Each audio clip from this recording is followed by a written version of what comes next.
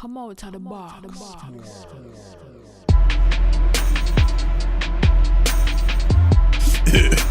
Nah, he get this murder wrong. That's not wrong. You did that to yourself. So what you want the label to do? It's not. They can get you a lawyer. That's about it. They don't. And that's gonna cost money. Yeah. We'll recoup what your song did, and then don't expect nothing from that CD is all I'm saying. The downloads, none of that. Don't expect none of that. Because that's going to your lawyer. And we can do that for you. There's not much else we can do out here. Oh, man. Gotta watch how you talk out here. Hello, YouTube. Cheer and welcome to the basement. My name is Bruce Lively. And I'm D-Boy Slim. You gotta excuse us. We were having fun before we start, man. All day, every day. Listen, the basement is the first daily hip-hop debate show. From Tuesday through Friday, we tackle the most intriguing topics in hip-hop culture and the world around it. So welcome back, Basement family. It's City Record Wednesdays. I know you've been waiting on it. Woo! You know what it is, where we take two cities steeped in hip-hop and put them head-to-head using artists, history, album sales, whatever we want. Whatever criteria we feel makes our city win, I should say, this week's crown. So me and Bruce decided we got to give y'all a dope show today. And we decided to go with the heavy hitters. Heavy hitters. Wait, don't tell them yet. No. Before we get started, don't forget to support your local and online black businesses, people. One way you can do that is with the Fleetwood Spice Collection. Listen, big, bold, unique, and delicious spice blends that complement any meal. Many feet. Period. We've been yelling it for a while now. It's so easy. Go to the website and just get something. It don't cost a lot.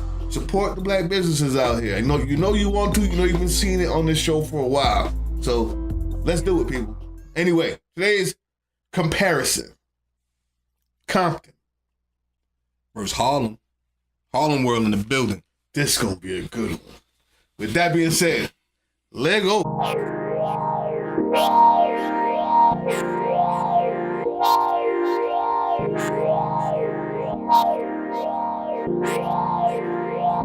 Listen. I'll make this short and sweet. That's a good one.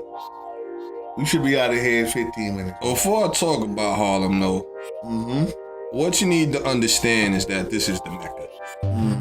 This is the heart. This is the center of it all. Like, you know, New York is the city, which comprises of 5 boroughs, but the heart of it is Manhattan. The reason why that's important is because the history, the long, extensive history. Now, don't get all excited, man. Okay, just like in New York. I already know. Because you give us history lessons, too. Don't act like you always sit up there and talk about the history of Gary, Indiana and stuff like that, Listen, man. Tell me about where the Jacksons grandfather went to high school at, man. Everybody knows New York, man. So I'm going to get my history lesson on Harlem, man. Go ahead. You know, the Harlem Renaissance. All right, so you take the words out of my mouth. The Harlem Renaissance, you know what I mean? The Sugar Hill, where a lot of the jazz and musicians would go to live. They wanted to keep it in the black community. It's Harlem. Harlem's the most, that's back. I would say, famous and historic ghetto hood there is in America, and I stand on it. Now, with that being said, as it pertains to hip hop and its history, there hasn't been an era in hip hop and Harlem didn't contribute. Harlem didn't participate, right? So let's go back to the beginning. As everybody know, you know, if you ask the average hip hop historian, they would tell you it started in the Bronx. Well, Manhattan is right next door to the Bronx, and in every era, as I just stated, Harlem had a representative, had history. Let's go to the '80s, where you had Dougie Fresh, you know. Not the originator of the beatbox, but one of the pioneers of that. Where you... That's a lost art form, by the way. Yeah. Dougie Fresh, you know. Ain't no half-stepping Dougie. That Dougie. Yeah. Dougie Fresh. One of the best lyricists of all time who never gets the credit. Kumo D. Another Harlem representative. People forget about one that. Of the greats. You see? Matter of fact, I'm about to move him up in my top 50 list. Y'all go check, do your homework now, because I'm about to move him up, 'cause I forgot. Hits like Let's Go to Work. I go to work. in the Wild Wild West. And in case you thought that he was talking about, the West Coast or the West side of America, he wasn't. He was talking about the West side of Harlem when he talks about the Wild Wild West. So I just wanted to, give that little tidbit of history, and that's Harlem. You know what I'm saying? It's Harlem history. He's talking about the Wild Wild West. He's talking about the West side of Harlem.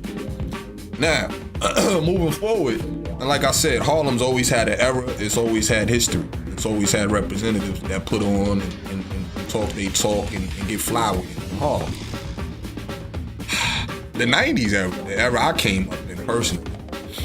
Well, there was a poster child for Harlem, and he's just made himself relevant again. M.A. $sign. Murder Mace, Pastor Mace. And in case people thought he might have lost the flow or what happened to Mace or can he still rap? Who was the nicest uptown? Well, I love Cam. I love the Dipset. There was a reason why Puff signed Mace first. Signed Mace first. And there was a reason why he went double platy after he signed him in 97. Mace is the truth, y'all. Another representative of Harlem, laid back, flossy. That's Harlem. I mean, that's just Harlem. Talk is talk, and as we seen, if you check the Cosmic Kev freestyle, the Oracle, this song he has against Cam, this is, last week, 2 weeks ago? Mace still got it, man. He's still nice with the flow. You be hard pressed to name 5 rappers right now, current, that's nicer than me. Now I'm bougie bitch dialing me just for my salary. Move weight like calorie, fashion fatality. Roof like the galaxy, like I'm out of space. Little niggas in the medics, dead it. All my niggas get cheese, get shredded. If I die for my kids to live, then I don't regret it. I target the starvers, jealousy harbor, turn family to robbers. We trying to see who sell the largest, who bail the largest. FBI get sneaky, they all in the garbage.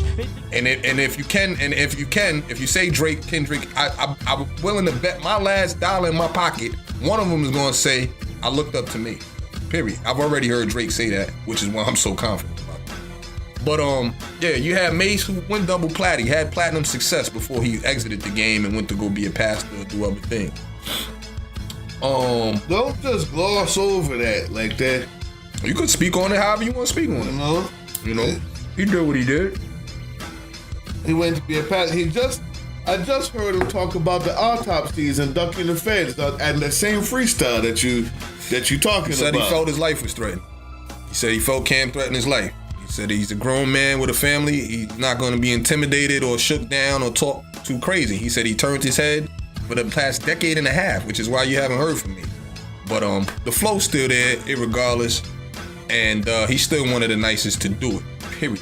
And he's had the commercial success to back that. So, yeah, Murder Mace. And as I mentioned, well, it's no secret. When you say Harlem, most people nowadays gonna think Dipset. Diplomats, the whole Dipset movement. And that's because not only did Cameron have a successful solo career, he took a whole movement from Harlem and put them in the forefront, put them on the map, gave them careers, which a lot of them are sustained. We know who Jim Jones is. Jones will tell you he wasn't a rapper before he met Cam and Mace. He was just a kid running around the streets of Harlem. Joel Santana, still nice with his, got mixtapes out currently. Who else? J.R. Ryder. I mean, A-Mafia. It's a whole host of people that came. Vado. I mean, and these is all people that was running with Cam at one time, and we might have caught wind of them after Cam put him out there, had him repping the set for him. And Tom Gist, another dude from Harlem, don't get a lot of credit. Tom Gist, my man wanted me to shout out, the little neighborhood friends. Yeah, the little crew or whatever that battle raps. We can't forget about Rex, Murder Mook, and them dudes that battle rap. That's Harlem too. And they created and carved their own lane. They wasn't gonna talk nothing different than what their forefathers talked, and they couldn't talk it better. But they carved their own lane as far as battle rap. And when you think of battle rap, those are some of the names you think of, which are all also Harlem representatives. T-Rex, Murder Mook, y'all know. Okay. Yeah.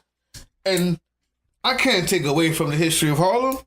It's Harlem, man. It's Harlem. Yes, New York. Yes. Blah, blah, blah, blah, blah. I love it. But when you say it's the most well-known ghetto or hood in the world or in America, I feel you. But I mean, Compton's is also pretty well known for their hood. That's a fact. Since the race riots of the 60s. You remember that? Okay. I mean, this is the same people. Run down the history then. Right. I thought the riots was in Watts, but go ahead. No, well, L.A., Compton, also a few other places. Yeah, the whole... Just like in Chicago, it wasn't just Chicago. It was Evanston, Wilmette. Okay. Right. Surrounding areas. It's surrounding areas. So, but if you don't know that, check out the Black Panther Party and how many murals are put up of Angela Davis all over Compton. When we went over there for other business, there's not a place you can walk around Compton that is not a picture of some black superstar in our book, some Black Panther who's done something, or some teacher. I like that. I respect that. And so that's how they live over there. Yeah, that's Harlem in a nutshell. That's Harlem. So we can start with that and go over some history with people like DJ Quick, right? Respected. Born and raised in Compton. Now everybody wants to know the truth about a brother named Quick. I come from the school of the sly wicked and the slick. A lot of people already know exactly where it's at, 'cause it's the home of the dragons and the cracks. Also made his own beats. Also, if you look at that, you're gonna see over 1 million views on his joint right now. People like MC8, straight up Menace, when Menace to Society came out. These are classic people, and this is history of it all. But I'm gonna go on this.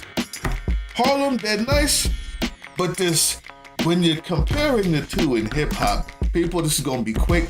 There's no comparison, really, because there's something that Compton has. I can say Dr. Dre, one of the best beat makers of all time. N.w.a, one of the best groups in the hip hop history. And I'm not sure, besides Big L, and I don't know if you got to him, if you're gonna get to him, besides Big L, I don't know that you can say the best of anything out of Harlem. They're just good.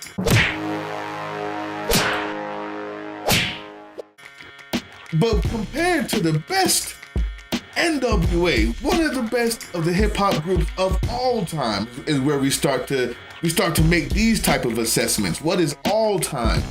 And Dr. Dre, The Chronic, one of the best hip hop albums of all time. Dr. Dre, the producer, one of the best hip hop producers of all time. Kendrick Lamar, Be Humble. No, bitch, be humble. Bitch. Sit down. Be humble. Sit down. Be humble. So fucking sick and tired of the Photoshop. Show me something natural like apple with your bra. Show me something natural like ass with some stretch marks. Still a take you day. This that Grey Poupon, that AV on that TED Talk. Already at 400 million. This is the game. We're not even gonna listen. Before we get to Kendrick in the game, let's just talk about the idea of what's coming out of Compton. You find words like all time, the best of all time, and you find them over and over again, not just once or twice. To me, the argument is done. If you're talking about hip hop and hip hop history, the winner has to be the ones that has the best of all time.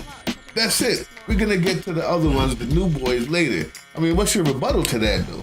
Is there one? I'm not even gonna get to that, because as he just stated, Big L is one of the best rappers of all time. Mm-hmm. But that's the one. I'm gonna actually attack what's Compton's greatest strength, and that's the greatest producer in Dr. Dre. Mm-hmm.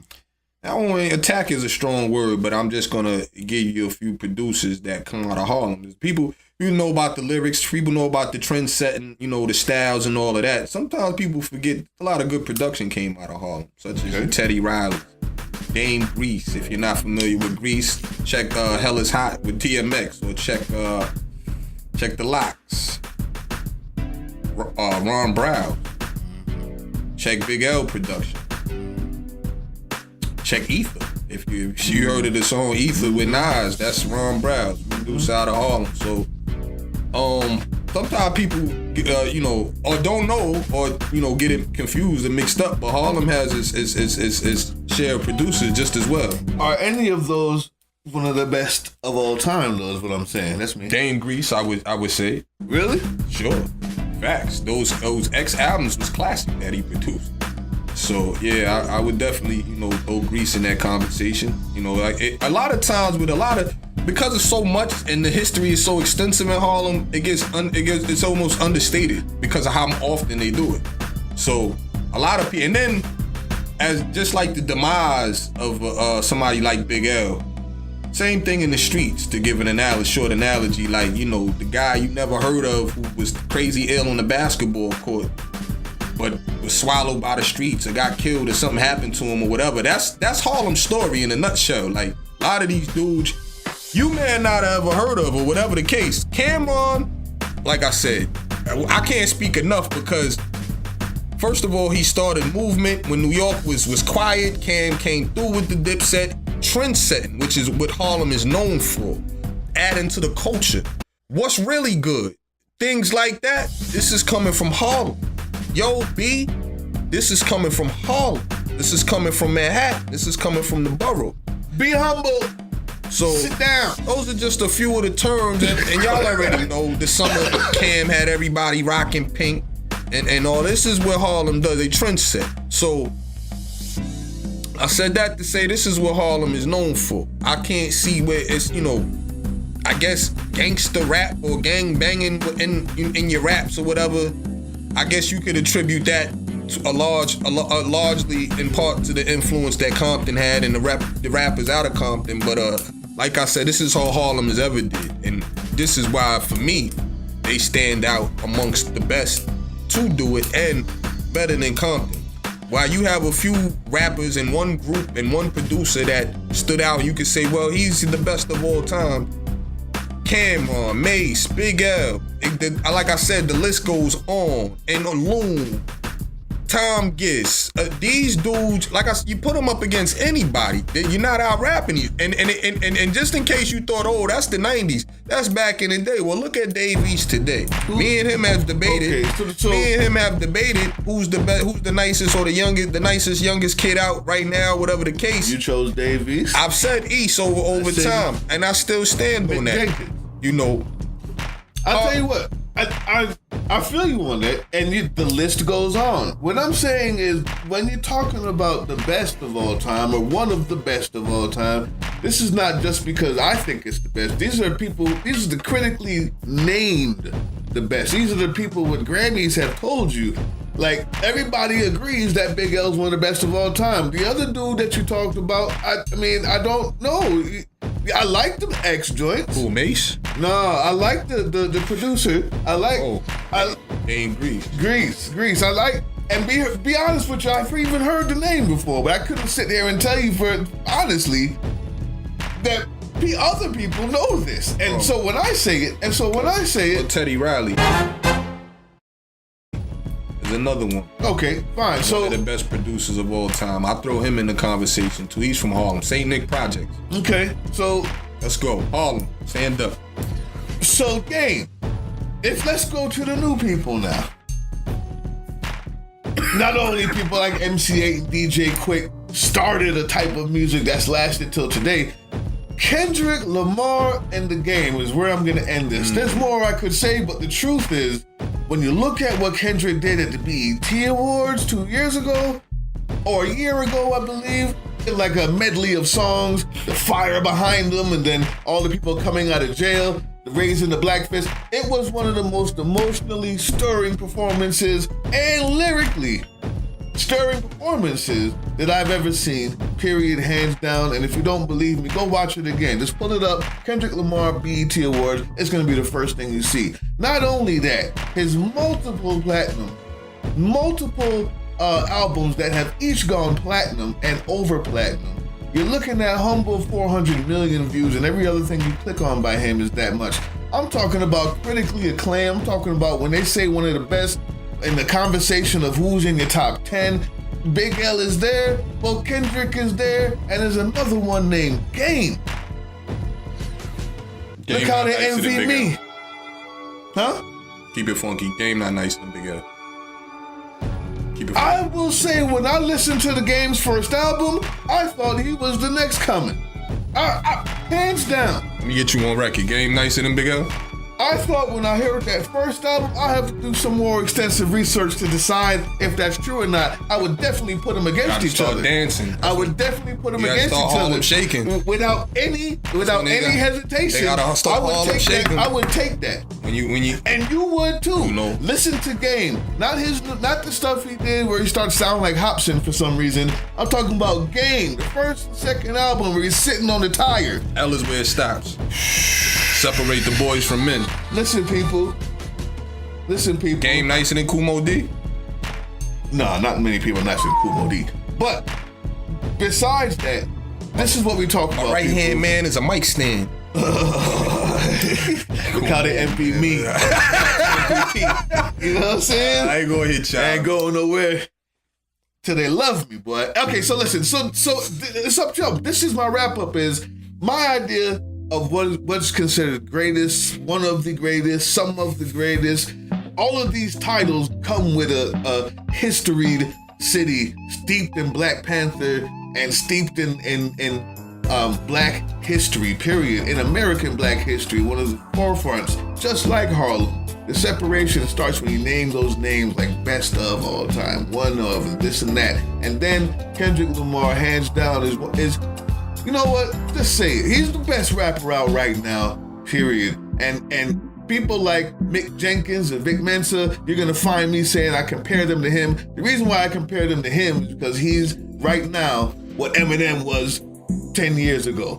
He's where everybody is comparing to see if you're better or not. That's the litmus test, is Kendrick Lamar right now. And if you don't believe that, just go back and listen to it. That's the rapper. Don't pick up the East. East got a song with Offset right now from Migos called Check. Whip up an 8-baller like milk. Try to take my chain and get killed. They talk like they gangsta, not built. I jump out the roof off a pill. I'm at the bank about them nigga deposit. I know that they plotting, I look like a check. I'm in Givenchy or Louis and Prada. I run up them dollars, I look like a check. That was kind of dope. Offset actually spit too. I was like, wow. He got joints right now. I've been saying East for a while. Dave East, Nas put him on. So it just goes to show you the level that he's at. Like, check him out, man. Harlem. Who wins, Harlem or Compton? Bruce Lively or D-Boy Slim? Right down there in the comment section. Voice your opinion. Tell us that we suck. Tell us that you love it. Tell us who won. Tell us who lost. I just got a couple shout outs for you, man. Listen, I appreciate every person who watches this show and everybody who leaves a comment. Only got 2 today, but thank you. Samuel Gonzalez. He says I really have an issue with the whole you can call me a nigger, make fun of my manufactured struggle. And he says, yes, that Black people did eventually perpetuate. Good brainwashing on their part. Basically, he's commenting on the show we did yesterday, which was the Joyner Lucas I'm not racist joint. But I think the crux of what he was saying is Joyner was aiming for the sensationalism and nothing more, in my opinion. I don't know about that. I'm not sure about that. I think Joyner was actually trying to do a kumbaya moment and air laundry in the hopes that it would bring us together. I just think that it was an unfair comparison and not really equal, so it ended up not doing that to me. But appreciate you, Samuel Gonzalez. Keep leaving that comment. Keep watching. Subscribe, people. And Rasheed Harris, you know who you are? Listen, man, I do this show partly because of you. You know who you are, and that's all we're gonna say for that, man. You got your shout out today. Keep watching. Keep leaving comments, man. I mean, appreciate all the comments. Keep pressing subscribe. Keep tuning into the show. We got more dope shows coming. And let us know. Give us feedback. Let us know what's up, what's wrong, or what, you know, who's nice out here. Let us know. Yeah, that's the only way we get better, man, is by you guys. And we got a smart listening base and watching base. So appreciate it. Till next time. We out it. Peace.